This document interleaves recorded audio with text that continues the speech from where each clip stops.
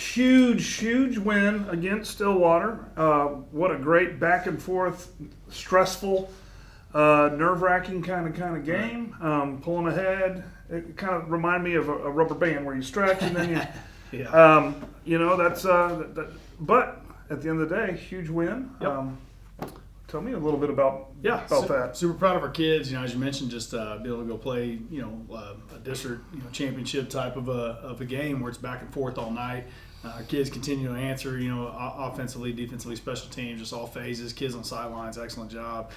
Just staying engaged, for a true four-quarter game, like we know it would be. Stillwater's obviously a great opponent, and really proud of our kids. Find a way to finish.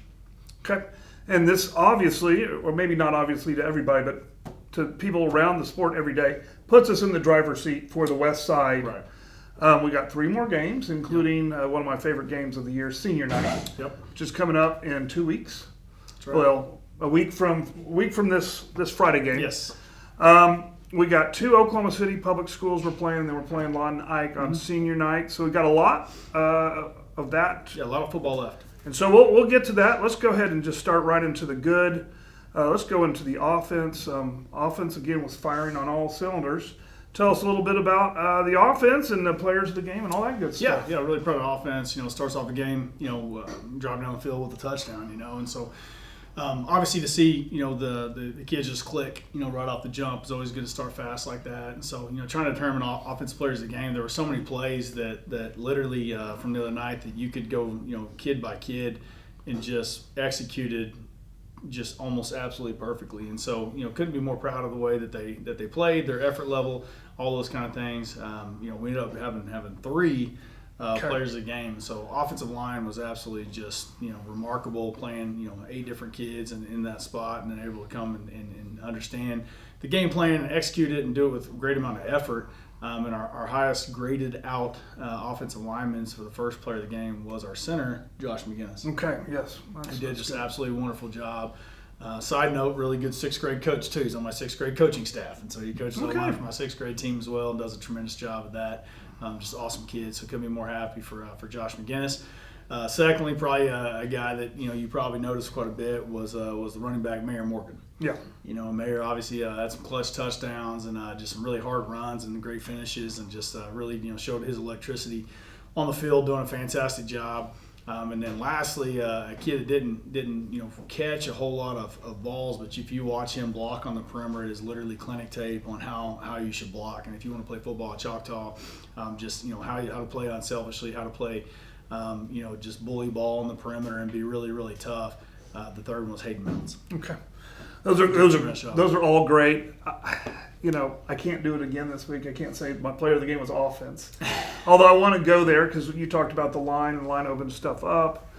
Really I had 2. I thought that the Juju and Mayor Morgan both did their jobs. Of course, if you don't have a line, you don't have running. Well, you talk about Nathan Kiefer, Titus Hawk, Cash Williams, just all those guys just having tremendous games, as well. And so it really like you say that every week, but we're literally sitting in the coach's office and you're like, it's you could name, if you said you drew a name out of a hat of 11, 12 guys, you could be like, yes, you could make a case. Kids just played lights out. Well, and normally, because I don't get all the stats and all that kind of stuff, I'm more emotionally based what I pick, because it's based on the names we call and it's based on the plays we make. Mm-hmm. But normally it's not that hard.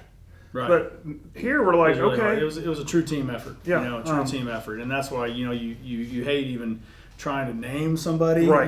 Because it's like you're like, man, if someone's like so and so is deserving, you're like, yeah, I agree. But on the same token, you want to make sure you reward those as well. So it really was very, very difficult. Really, really proud of the kids. Just it was a total collaborative team effort. Of guys just doing a tremendous job. Right. But again, I can't do just offense again. Yeah. I wanted to. Yeah, that would be a good choice this week. Just say, hey, just offense in general. So the perseverance and just the keep going. It was so emotional. Yeah. Ups and downs and the momentum shift back and forth. Right.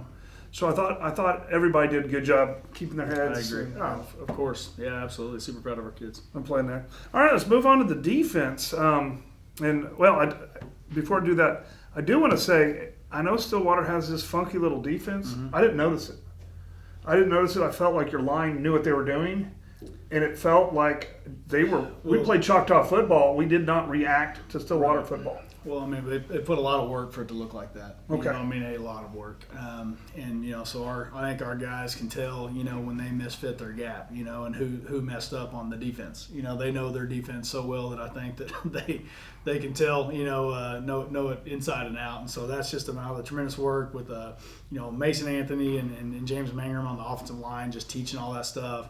You know, Cody Jones and Devin Swift, you know, with running backs and receivers, and obviously John Garfield, our offensive coordinator, just, you know, teaching that defense so well that, you know, our kids have worked it for a long time, and, you know, made something complex look, you know, simple, and able to execute it. So really proud of the coaches and proud of the kids and their preparation for this game. So absolutely, you know, and it's funny you mentioned that because, like, you know, they executed really well. Yeah. And I didn't mean to jump over that almost, but I was like, that was what I was really impressed with. Is like, right. It was a different ball game I saw last night than what we played Stillwater in the past. I really, you know, you mentioned all those coaches. I'm glad you did that. I'm just really impressed with kind of where we're getting to as a team. We're kind of like, I feel like we're going a little bit next level as far as preparation and football IQ. And yeah, we have a really smart group too. I mean, really smart group of kids. So that always helps. It definitely helps. Let's move on to defense. Defense, you know, they made some plays when it counted. There were some guys out there that had to cover that were really tall and talented. So, yeah, I mean, Stillwater's a really big team. You know, it's kind of evident, you know, in the handshake line after the game. You know, it's like those guys are really big. You know, so if you lined up our kids, you know, we may not look like you're going to win the game. You know, but our kids are really tough and you know, and physical and give great effort.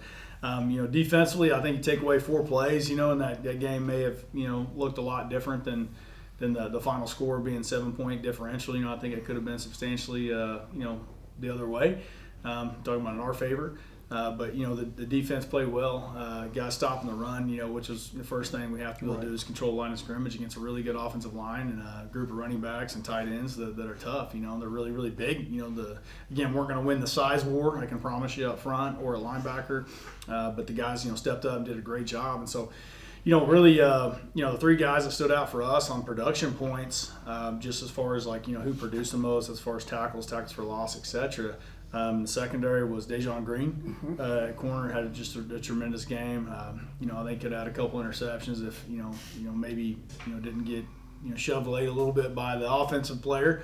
Did a great job, and we had 2 linebackers that jumped off the charts of production points, and that was Cole Rowley and Rocco. Okay. I'm not different from you. I was hoping I was going to be different from you, but I had Cole and Rocco, but Rocco just really starting to come to his own and just absolute warrior, you know, and same with Cole. Those guys, like, you watch the effort level that those guys play with, it's remarkable. Well, in the, you know, the defensive line, a lot of times they kind of sacrifice themselves where they do their assignment, right, which frees it up for the linebackers to make the play. So yeah, absolutely. So they were flying all over the place. Green for sure was making the plays. Right. I was very impressed with some of the plays, and I don't know who all did them, but, you know, when you're a defensive back and you see the ball, sometimes you lose your freaking mind and you just go after the ball. But a lot of times they made sure that they were in that breadbasket and they swatted the ball away, and to make sure that it was not going to be a big play. Absolutely. You know, pass interference, and I'm not going to nitpick referees, but sometimes pass interference is okay because it's not a touchdown. It's 15 yards. But they were so in tune to these routes. They were so, you know, the referee said the coverage was too good. I say the coverage was just great. And sometimes when it's great, you're going to get a flag.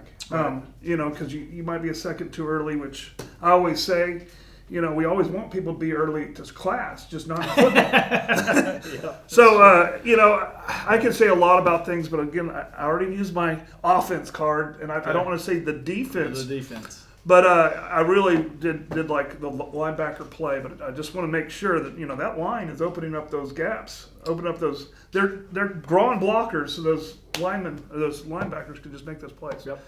So very impressed with the overall teamwork and the maturity and the football IQ. Like that's, right. You know, if you're gonna if I'm going to promote this team, I'm going to say high football IQ, great teamwork, and the ability to cover people's weaknesses. Yeah. And we do have, we get banged up a little bit. I'm covering a 6'6", superstar. How are we going to cover each other? And I feel like they do it effortlessly, where I don't even notice that you're changing a scheme, but yet you kind of can tell that they're helping each other out. That's all I got to say about that. Yeah. Very impressed with this. Absolutely. Okay. Absolutely. So moving on, this is probably a harder coaching job in this next couple weeks than against Stillwater, because we still need to get better. No doubt. And that's really it. I mean, like, obviously, like, beating Stillwater is a huge win, obviously, for the program. I mean, I'm not going to deny that, but it's also like, right after the game, we talked to the kids. It's like, the goal is never beating Stillwater. The goal is to go 1-0, and then the overarching goal is to get better. Right, and we've been able to accomplish that. Just like this week, our goal would be go 1-0. But again, you have to go 1-0 on Monday, Tuesday, Wednesday, Thursday to have a chance to do it on Friday night, because ultimately you're just trying to get better. And so we have a countdown at the beginning of the year. Hey, here's the state championship game. Here's how many days we have to get better. And our kids take that to heart, and they take it to heart in the weight room. On the track, sprinting. Also, and then on the field, obviously, it is nice to be able to brush up on a lot of technique stuff and technical things and things like that, and try to grow some depth. On different weeks, but ultimately, as you just mentioned it, you have to keep getting better, and our kids have that mentality, and so do the coaches. It's not like, hey, you win this game, now that's, let's all exhale. You have to continue to get better each and every day. And I do think as a coach, you have to be smart about that though too. On the flip side, I think that, a lot of people don't understand how difficult it is to maintain a level of intensity for 4 months. And that's how long the football season it is, 4 months long straight. And so, my coaching staff won't have a day off for 4 months straight. It's 1/3 of the year. And that's tough. And it's tough to go just week in and week out, answer the bell, and it's tough on the kids as well. And so with all that said, you have to obviously look for the big picture, but obviously also drill down each week's opponent. But it's I think that you have to be able to do both, and be able to look big picture, but also look on hey, what's important today? What do we need to improve upon today? And so ultimately, as you're saying, we're getting better for the whole of the season. And our kids have been able to do that. I think you watch the film from week 1 to week 7. They're very much improved, and a lot of those guys that were young with experience now have the experience, right? And they've learned from mistakes and things like that, and continue to improve. So it's been fun watching their maturation throughout the season, and just watching their growth as a team. And they're a lot of fun to be around. Okay. Well, that's good to hear. I always describe a football season like a roller coaster. Yeah, 100%. We just had our loop-de-loops, and it was wee, all that kind of good stuff. But now we got the click, click, click, click, click, because we're building up to the biggest. Well, as a coach, obviously in our non-district schedules we talked about earlier in the year is really, really difficult, and obviously dropped 2 of those games, and 1 and 2 in non-district, but no one hit the panic button. I know some fans may have, but the players and coaches didn't. And there's a little poem we share with the team by Longfellow that says, defeat may be victory in disguise, the lowest ebb may be the turn of the tide. And, and we like that, and basically saying that hey, sometimes you need to go and figure out what your weaknesses are so you can continue to get better. And everybody wants to just turn a key and, the engine starts and runs smooth all year long. And, success is a line graph straight up, but that's not really how life is and not how it works. And our kids, which I'm proud of them, and our coaching staff, that they, have the mental toughness to be able to go, hey, we lost, but I know that there's still a lot of football left. Right. And the same thing, if we would have lost the Stillwater game, the season is not over then. You just ultimately, as you mentioned, you have to get better. And so whether you win or lose, you have to show up and get better each and every day and have that workman attitude, and our kids have that. All right, we're going to use that theme right there, workman attitude. So let's get our special teams player and our scout team player. Yeah, special teams, Juju Smith, obviously huge return, does a lot of really good stuff. The ball in his hands, ball not in his hands as well. Great blocker on the perimeter, had several touchdowns in the game, just does a tremendous job, all the way around, just absolute football player. Plays defense, special teams, OD, you name it. And just finds a way to add value all the time. So that was an easy choice with Juju, just making play after play. Could have obviously got it on offense as well. Right. And then scout team is actually really difficult because, we've honored those guys a lot internally because it was our entire scout team. So, like, Right. you talk about, being defense player or offense for being the player of the game. Our scout team player of the week was the scout team because those guys, watch film of our opponent. They simulate our opponent's pressures and looks and all that kind of stuff. And then obviously on the offensive end for the defense, they run the opponent's plays.